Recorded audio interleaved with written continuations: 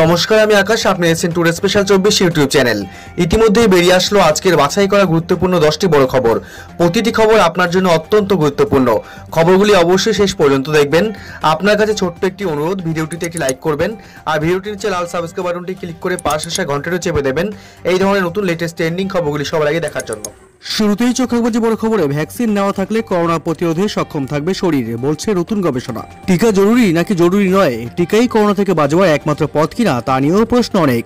এই আবহে দুটি ভিন্ন গবেষণা জানিয়ে দিল টিকা চাই। করোনা টিকা নেওয়ার পর ব্যক্তির শরীরে যে ইমিউনিটি তৈরি হয় তা অন্তত 1 বছর থাকবেই, এমনকি গোটা জীবনকাল ধরেও তা রোগ প্রতিরোধে সক্ষম হতে পারে, এমনই বলছে সাম্প্রতিক দুই গবেষণা। বিশ্বজুড়ে ভ্যাকসিনেশন শুরু হওয়ার পর থেকেই অনেকেই দাবি করেছেন শরীরে টিকা থেকে তৈরি হওয়া রোগ প্রতিরোধক ক্ষমতা বেশি দিন স্থায়ী হবে না, কিন্তু এই দুটি নিউ স্টাডিজের জেরেই সেই দাবি খারিজ হয়ে যাচ্ছে। রিপোর্ট বলছে যারা করোনা মুক্ত হয়ে টিকা নিয়েছেন তাদের আর দ্বিতীয়বার অর্থাৎ বুস্টার টিকা নেওয়ার দরকার নেই, কিন্তু যারা কোভিড-19 আক্রান্ত না হয়েও টিকা নিয়েছিলেন বা আক্রান্ত হয়েছিলেন অথচ শরীরে সেভাবে রোগ প্রতিরোধ ক্ষমতা গড়ে ওঠেনি, তাদের বুস্টার টিকা নিলেও নিতে হতে পারে। নেচার জার্নালে প্রকাশিত একটি রিপোর্টে বলা হচ্ছে কোভিড আক্রান্তের শরীরে যে রোগ প্রতিরোধ ক্ষমতা তৈরি হয় তার একটা ছাপ থেকে যায় সংশ্লিষ্ট ব্যক্তির অস্থিমজ্জায়, যা প্রয়োজনে অ্যান্টিবডি তৈরি করতে সক্ষম। এদিকে বায়োলজি রিসার্চের একটি অনলাইন সাইটে দাবি করা হয়েছে প্রথমবার আক্রান্ত হওয়ার পর আক্রান্তের শরীরে প্রায় 1 বছর ধরে মেমোরি বি সেলের শক্তি বৃদ্ধি ঘটে। এর উপর যদি আবার টিকাও নেওয়া হয় তাহলে শরীরে এক ধরনের যৌথ রোগ প্রতিরোধ ক্ষমতা গড়ে ওঠে, যা ভাইরাসের বিভিন্ন রকম প্রজাতিকে রুখে দিতে সক্ষম। তবে এও ঠিক সকলের ক্ষেত্রে একই ধরনের রোগ প্রতিরোধ ক্ষমতা তৈরি হবে না, আর সেই কারণেই টিকা নেওয়া খুবই জরুরি। পরবর্তী বড় খবর, এবার থেকে 100 মিটারের লম্বা জ্যাম হলেই দিতে হবে না টোল ট্যাক্স। টোল ট্যাক্স দেওয়া সত্ত্বেও লম্বা লাইনে দাঁড়িয়ে থাকতে হয়। রয়েছে সুখবর, এবার থেকে টোল প্লাজায় যদি 100 মিটারের বেশি দীর্ঘ লাইন যানবাহন থাকে তবে তাদের কাছ থেকে টোল ট্যাক্স আদায় করা হবে না। প্লাজা থেকে 100 মিটার দূরে রাস্তায় একটি হলুদ চিহ্ন থাকবে। এই হলুদ দাগ পর্যন্ত যতক্ষণ যানবাহনের সারি থাকবে ততক্ষণ সমস্ত যানবাহন টোল ট্যাক্স না দিয়েই বেরিয়ে যেতে পারবে। কেন্দ্রীয় সরকার দেশের প্রতিটি প্লাজায় টোল লেনে 10 সেকেন্ডের মধ্যে টোল ট্যাক্স আদায়ের সময়সীমা বেঁধে দিয়েছে। ভারতের জাতীয় হাইওয়ে কর্তৃপক্ষের সঞ্জয় কুমার প্যাটেল 24 মে টোল প্লাজা পরিচালনায় নয়া নির্দেশিকা প্রকাশ করেছেন। যদিও ফাস্ট্যাগের ফলে টোল প্লাজায় জ্যামের সমস্যার একটি সুরাহার পথ মিলেছে, তবুও ব্যস্ত প্লাজাগুলিতে এখনও বহু ক্ষেত্রে অনেকক্ষণ গাড়ি দাঁড়িয়ে থাকার সমস্যা রয়েছে। সেই সমস্যা মেটাতেই এমন সিদ্ধান্ত। এক্ষেত্রে উল্লেখ্য, ফাস্ট্যাগের প্রযুক্তির কারণে সরকার বার্ষিক 10,300 কোটি টাকা রাজস্ব বৃদ্ধি করেছে, যার আগে টোল আদায়কারী ঠিকাদারদের ভাড়ারে যেত। সরকারের সিদ্ধান্তে টোল প্লাজায় যানবাহনের সমস্যা অনেকটাই কমবে বলে মনে করা হচ্ছে। কেন্দ্রের বিশেষজ্ঞদের মতে এটি যান চলাচলের গড় প্রতি 30 থেকে 40% বৃদ্ধি করবে, একই সঙ্গে বায়ু দূষণ কমাতেও সাহায্য করবে। পরবর্তী বড় খবর, সংক্রমণ কমছে, দেশের 5 রাজ্যকে সেফ জোন ঘোষণা কেন্দ্রীয় স্বাস্থ্য মন্ত্রকের। দেশে করোনা পরিস্থিতির কিছুটা উন্নতি হয়েছে। দেশ করোনা মোকাবিলায় নতুন মাইল ফলক অতিক্রম করেছে বলে কেন্দ্রীয় স্বাস্থ্য ও পরিবার কল্যাণ মন্ত্রক হর্ষবর্ধন জানিয়েছেন। তিনি দাবি করেছেন বাংলায় 5টা প্রধান রাজ্য বর্তমানে সেফ জোনে অবস্থান করছে।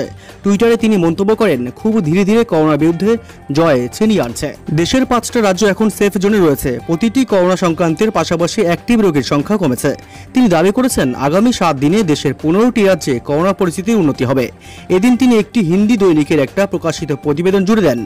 দিল্লি, বিহার, উত্তরপ্রদেশ, গুজরাট ও ঝাড়খণ্ডে করোনা সংক্রমণের হার 5% নিচে নেমে গিয়েছে। সম্প্রতি দেশ জুড়ে করোনা সংক্রমণের হার ধীরে ধীরে কমতে শুরু করেছে। তবে দেশের করোনা পরিস্থিতি ভয়াবহ আকার ধারণ করার জন্য বিরোধীদের পাশাপাশি আন্তর্জাতিক মহল কেন্দ্রকে দুষছেন। আগাম সতর্কতা থাকার পরেও কেন্দ্র করোনার দ্বিতীয় ঢেউ নিয়ে সতর্ক হয়নি। ঠিক যে সময়ে করোনা সংক্রমণ কমে গিয়েছিল সেই সময় প্রচুর মানুষকে করোনা টিকার অধীনে নিয়ে এলে অনেক প্রাণ বাঁচানো যেত।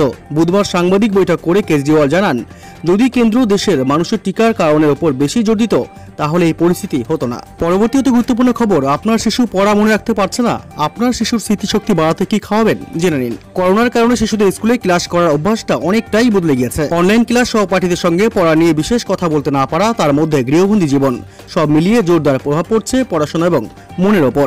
স্মৃতিশক্তি হ্রাস পাচ্ছে অনেকের ক্ষেত্রেই। এই পরিস্থিতিতে সামাল দেওয়ার জন্য শিশুর স্মৃতিশক্তি মজবুত রাখতে ওর খাবারে আলাদা করে নজর দিতে পারেন। কিছু খাবার একেবারেই বাদ দিতে পারেন, কিছু জিনিস যোগ করতে পারেন। দেখে নেওয়া যাক তবে সেগুলি কি কি। প্রথমত বাদ দেবেন যেগুলি অতিরিক্ত তেলে ভাজাভুজি, প্রথমে বাদ। তার সঙ্গে বাদ অতিরিক্ত মিষ্টিও, যেমন অতিরিক্ত মিষ্টি, বিস্কুট, চকোলেট, কেকের মতো জিনিস। এগুলি হজম করতে প্রচুর শক্তি ক্ষয় হয়, তাতে মস্তিষ্কের কাজে বাধা পড়ে।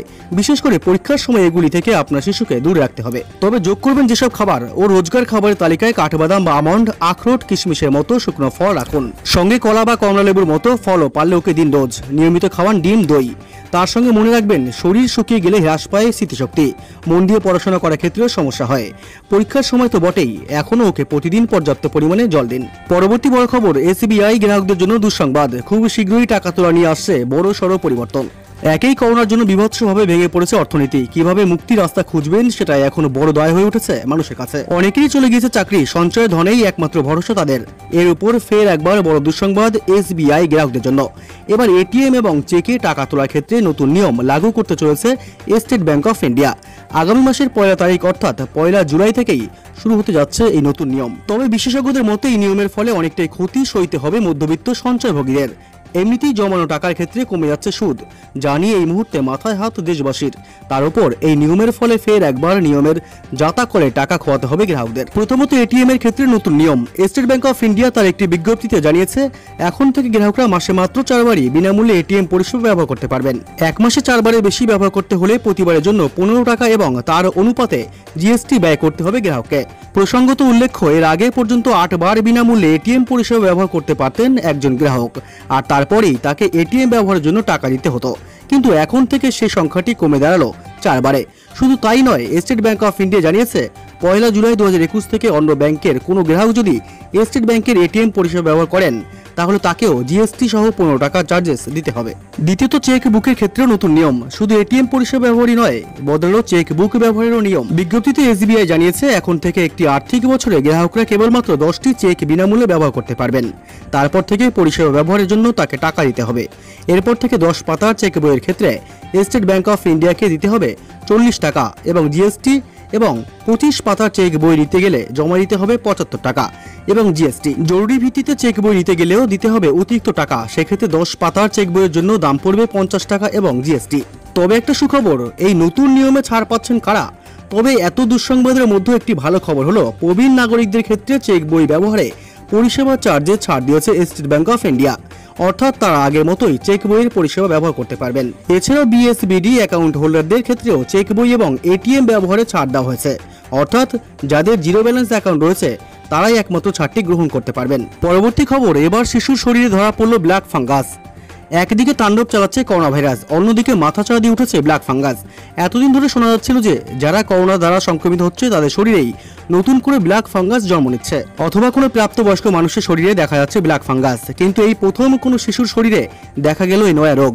রাজস্থানের বিকাননগরের বাসিন্দা এক শিশুর শরীরে দেখা গিয়েছে ব্ল্যাক ফাঙ্গাস। এছাড়া গুজরাটের আহমেদাবাদে 1 বছর 15 দিনের এক কিশোরের শরীরে পাওয়া গেছে ব্ল্যাক ফাঙ্গাস। ইতিমধ্যে কেন্দ্রের পক্ষ থেকে প্রত্যেকটি রাজ্যকে চিঠি দিয়ে জানানো হয়েছে যে ব্ল্যাক ফাঙ্গাসকে মহামারী হিসেবে ঘোষণা করার জন্য। কাজে দিয়েছে কড়া বিধিনিষেধ, কমেছে করোনা ভাইরাসের সংক্রমণ, তাই কার্যত লকডাউনের মেয়াদ আরও বাড়ালো রাজ্য সরকার। আগামী 15 জুন পর্যন্ত কড়া বিধিনিষেধ থাকবে। বৃহস্পতিবার নবান্নে মুখ্যমন্ত্রী মমতা বন্দ্যোপাধ্যায় জানান, এখন যা যা বিধিনিষেধ কার্যকর হচ্ছে আগামী দিনেও সেগুলি চলবে। কয়েকটি ক্ষেত্রে শুধুমাত্র ছাড় দেওয়া হয়েছে। তবে এতদিন পাট শিল্পে 30% কর্মী উপস্থিত থাকতে পারতেন, এবার তা বাড়িয়ে 40% করা হয়েছে। সেই সঙ্গে মেনে চলতে হবে করোনা সংক্রান্ত সুরক্ষাবিধি। একই সঙ্গে করোনা ভাইরাস টিকা নিয়ে নির্মাণ শিল্পে কাজ চালানো যাবে, সেক্ষেত্রে বাধ্যতামূলকভাবে যাবতীয় করোনা বিধি পালন করতে হবে বলে জানিয়েছে মমতা। তিনি বলেন, অর্থনীতি যাতে ধ্বংস না হয় তাই অর্থনীতি, জরুরি পরিষেবা যেগুলি চলছে সেগুলি চলবে। অনলাইনে যা যা চলার চলছে, কারখানা চলছে কিছুটা বিধিনিষেধের সঙ্গে।